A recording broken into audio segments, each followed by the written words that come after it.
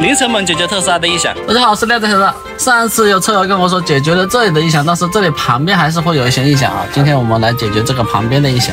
好，我们再来拆一下，试一下，在前端中间这里缝隙是比较大的啊。它这个里面是有2层的，我们撬中间一点。啊，记得不要去直接去撬这个底座，撬这个底座和这个盖板中间的这个地方才能把盖板拿下来。啊，我们再这样顺过来。接下来用 T20 螺丝，我们把它拧出来。接下来我们逆时针把这里转出来。转的时候呢，另外一只手要扶着这个镜框拿下来了。这里有一个小石头，我们把它顶住就可以把它拉出来。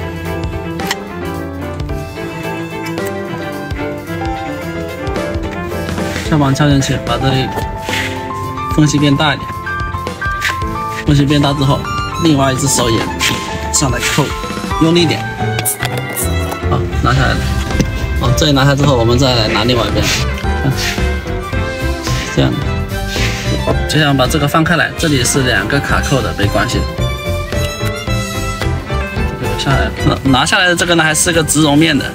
这里前面是有一个海绵垫垫在这里的，这里应该就是不会异响的，不会响。然后这个卡扣倒是有点松动的响声，来听一下。这个可能是一个异响来源。然后我们再听一下这里，这根电线跟这个金属的这一块好像是有碰撞的声音，这也是一个异响的来源。好，我们试下把这个卡扣掰出来，这里是有一个角的，我们可以掰起来。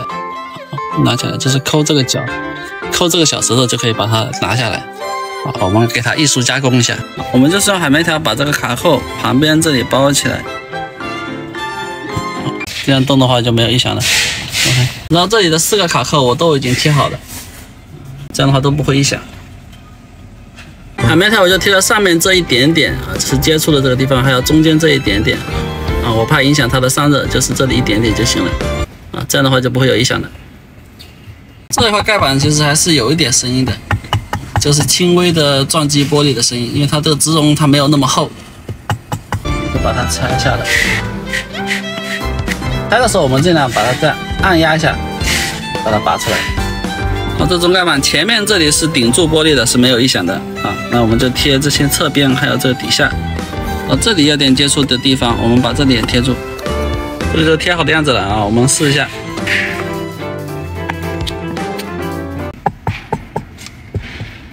网上还有种说法，就是在这个边条这里贴海绵条，但是我觉得没有必要，因为我前头已经自带一个海绵条了啊，而且是没有异响的。我觉得最大的异响来源是在这个电路板上这一块这个金属的这个板子，好像是散热作用吧，啊，这一个地方特别的响，就是汽车的抖动，这个整个电路板都特别响。同样的撞击，下面这里是闷沉的声音。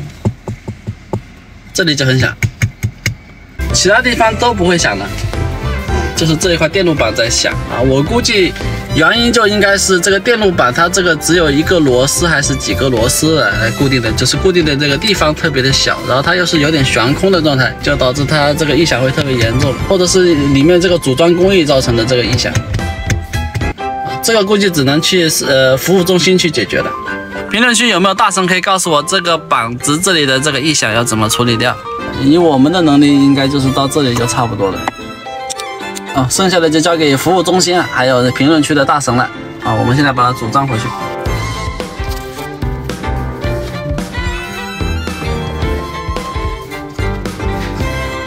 先斜着放一点点，它这里是有个凹槽的。把这里打开。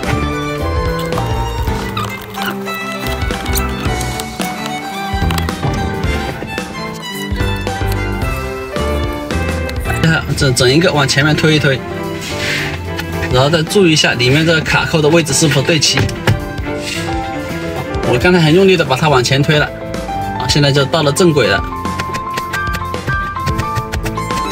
这里转动时好像还有点声音，因为它固定的这个点只有1个螺丝啊，不是特别的牢固，像我们大角度转的时候，它就会碰撞发出来异响。好，我们重点看这一块地方，这块地方都已经磨损的都快要抛光了，异响应该是在这个地方发出来的。好，最终我就是贴了这4个地方啊，我们装回去看一下。拧紧了。我们把插头装回去，之前很大的这个噪音就没有了，就被海绵条垫的就声音非常的轻微了。虽然还是有一点，但是已经是非常弱的声音了，基本上是算是解决了。再把其他的部件装回去。